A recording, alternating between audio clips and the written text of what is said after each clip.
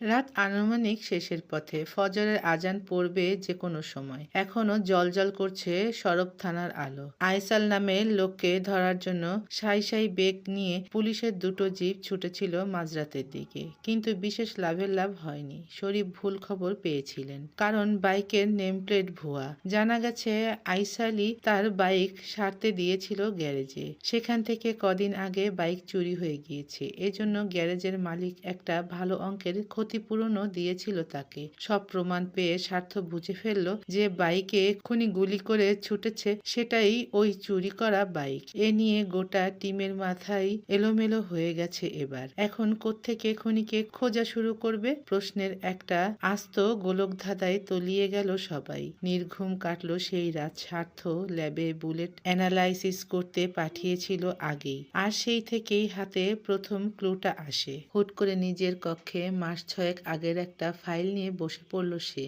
সকাল 8টা বাজে তখন। গোটা রাত ছোটাছুটি করায় শরীফ দিশেহারা ঘুমে। বেশ কিছুদিন পর কোনো কেস নিয়ে এরকম দৌড়াদৌড়ি যাচ্ছে। ভদ্রলোক চুপ করে পাশে দাঁড়িয়ে রইলেন। স্বার্থ এ পাতা ও পাতা উল্টে দেখল কিছুক্ষণ। আচমকা মোটা ফাইলে হাতের উল্টো পিঠের বাড়ি দিয়ে বলল, ইয়েস। তটস্থ চোখে চাইলেন শরীফ। কিছু পেলেন স্যার?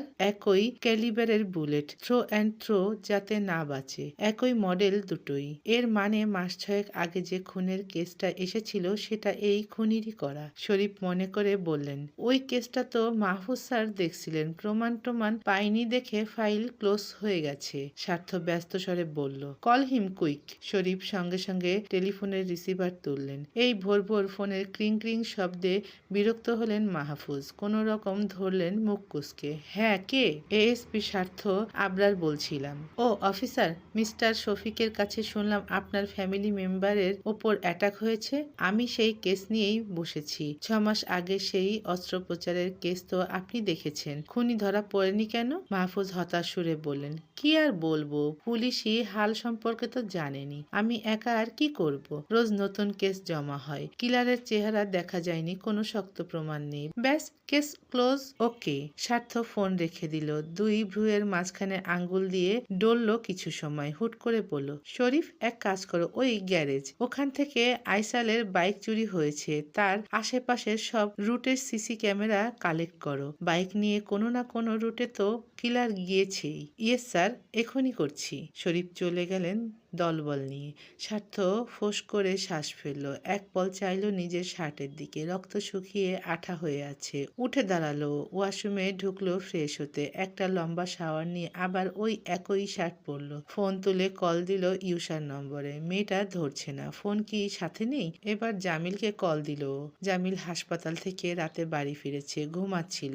আধো ঘুম জড়ানো স্বরে বলল, হ্যাঁ বল, কোথায় তুই? ওর কি অবস্থা? আমি রাতে চলে এসেছি, এখন আবার যাব। খবর তো কিছু পাইনি, অয়ন জানাবে বলেছিল। কিন্তু তুই কোথায় গেলি অত রাতে? জামিল, আমি কাজে আছি, তুই খেয়াল রাখিস সবার। আমি কবে বাড়ি ফিরবো জানি না। জামিল আর্তনাদ করে বলল, সে কি? বাকিটা বলার আগে লাইন কেটে দিল স্বার্থ। পরপর কল দিল হাসপাতালে ওর চেনা সেই ডাক্তারকে। আমি স্বার্থ বলছিলাম। ও অফিসার, আপনার পেশেন্টের ইয়েট নো রেসপন্স, অবস্থার কোনো উন্নতি নেই। স্বার্থ নরম চোখে ঢোক গিল, বলল, ডক্টর আমি জানি আপনি প্লিজ সর্বোচ্চ চেষ্টা করবেন, আর ওর একটা আঙ্গুলও যদি নড়ে খবরটা সবার আগে আমাকে দেবেন। I request you. জি জি নিশ্চয়ই। আপনার কাজিন তো? না। তাহলে? She is my wife. Swartha phone রেখে টেবিলে দুহাত ভর দিয়ে শরীর ছেড়ে দিল। ঝুঁকে থেকে মাথা নুইয়ে রইল কিছুক্ষণ। যতক্ষণ না রুহানকে না ধরবে তুষির সামনেও দাঁড়াবে না। কোন মুখে দাঁড়াবে? কি বলবে গিয়ে? যখন তুষির প্রতি ওর কোনো অনুভূতি ছিল না তখনও মেয়েটাকে কেউ একটা বাঁকা কথা বললে সহ্য হয়নি ওর। সেখানে আজ স্বার্থ রন্ধে রন্ধে মিশে আছে তুষি। তাহলে আজ ওর ওপর এত বড় আঘাতটা স্বার্থ মানবে কি করে? কিন্তু কিভাবে ধরবে রুহানকে? কোত্থেকে শুরু করবে? কতগুলো দিন খুঁজেও ওকে পায়নি। রুস্তম দেশ ছেড়েছেন ছেলে জেল থেকে পালানোর 10 দিন আগে। এসব যে একটা ছক বোঝে ও, কিন্তু এখন কার মাধ্যমে কোথায় পৌঁছাবে? যেখানে দিক নেই সেখানে দিকভ্রান্ত না হয়ে উপায় আছে? আর সময়টা বড় তাড়াতাড়ি চলছে। সকাল থেকে দুপুর গড়ালো, দুপুর থেকে বিকেল। গ্যারেজ থেকে আশেপাশে যত মোড় গলি গিয়েছে সব জায়গার সিসি ফুটেজ কালেক্ট করতে করতে রাত নেমে এলো। এক একজন দুইজন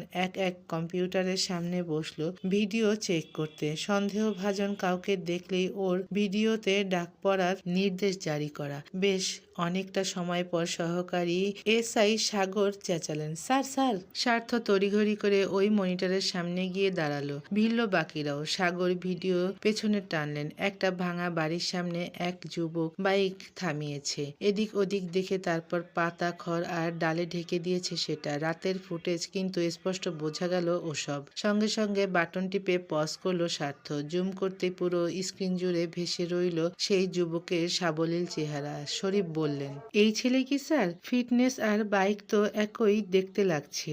স্বার্থ বুক চিতিয়ে দাঁড়ালো। ঠোঁটে বিজয়ের সূক্ষ্ম ছাপ পড়ল সহসা। কিরমির করে বলল, ক্যাচ দ্যাট বাস্টার্ড এনিওয়ে। খুনির নাম ফরহাদ মোল্লা। বয়স আনুমানিক 34 বছরের মতো হবে। কমলাপুর রেল স্টেশনের পাশে পুরনো পোড়া বাড়ি থেকে পুলিশ অস্ত্র সমেত ধরল ওকে। আনুমানিক রাত 1টা বাজে তখন, কিন্তু ছেলেটার মুখে ভয় ডরের চিহ্ন মাত্র নেই। শরীফ ওকে গারদের ভেতর ধাক্কা দিয়ে ঢোকালেন।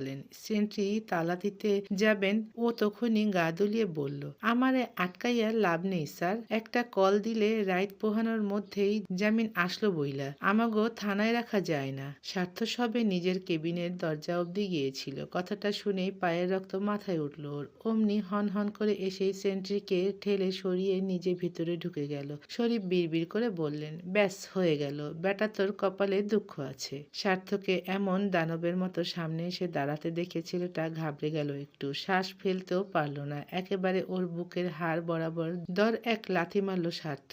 ওই এক লাথিতেই ফরহাদের মুখ থেকে ফিনকি দিয়ে রক্ত ছুটে এলো। প্রকট চোখে চাইতেই স্বার্থ থাবা মেরে কলার ধরে তাকে কাছে টেনে আনলো। পরপর ওর আস্ত শরীরটা ছুঁড়ে মারল দেওয়ালে। সিমেন্ট ঘষা ওই শক্ত দেওয়ালে থুবড়ে পড়ে ফরহাদ প্রচন্ড এক বাড়ি খেলো মাথায়। মনে হলো এখনই ভেতরের কোষ ফেটে বাইরে ঠিকরে আসবে। এক ঘায়ের পর ফরহাদের শরীর বলের মতো ছিটকে এলো আবার। স্বার্থ চিরবির করে বলল, সুবাচ্চা, মানুষ মেরে আবার দাঁত কেলাস, তাও আমার সামনে। ভেবেছিলাম তোকে 2 মিনিট বিশ্রাম নিতে দেব, কিন্তু দিলি মেজাজ চড়িয়ে। এখন বাপের নাম বলবি নাকি?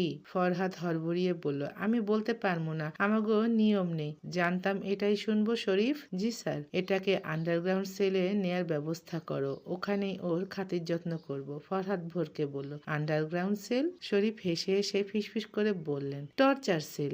আসলে এখানে তো কাউকে মন ভরে পেটানো যায় না, তাই আমাদের যাদের পেটাতে ইচ্ছে হয় সেখানে নিয়ে যাই। সিক্রেট সেল তো, শুধু লাঠির বাড়িই নয়, ইলেকট্রিক শকও দেয়া হয়। সেবার তো স্বার্থ স্যার একজনের আঙ্গুলের নখই উপড়ে দিয়েছিল। ফরহাদের চোখ বাইরে ছিটকে এলো। ত্রাসে জুবুথুবু হয়ে চাইল স্বার্থর পানে। এদিকে স্বার্থ নিজেই হতভম্ব হয়ে ভাবল, ও আবার কখনকার আঙ্গুলের নখ তুলল। শরীফ শেখানো বলি আওড়াতে গিয়ে একটু বেশি বলে ফেললো না? কিন্তু ব্যাপার সে বুঝতে দিল না, উল্টে ক্রূর হেসে বলল, ওখানে নিলে তোকে তো আর থানায় খুঁজে পাবে না। জামিনটা করাবে কে? ফরহাদকে দেখেই বোঝা গেল ও ভয় পেয়েছে।